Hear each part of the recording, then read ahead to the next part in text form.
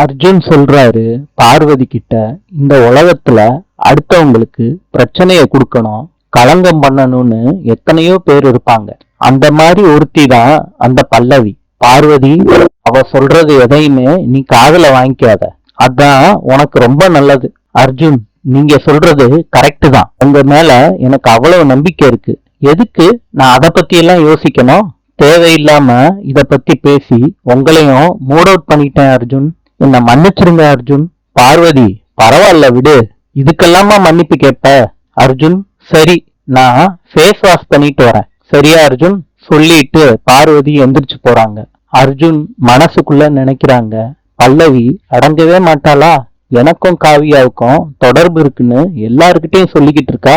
காவியா விஷயம் தெரிஞ்சிச்சுன்னா வீட்டுல யாராலையும் தாங்கிக்க முடியாது. நான் என்ன பண்றது? இன்று ஆஸ்திரியாவின் நாணயம் லிரா. நாளை சந்திப்போம்.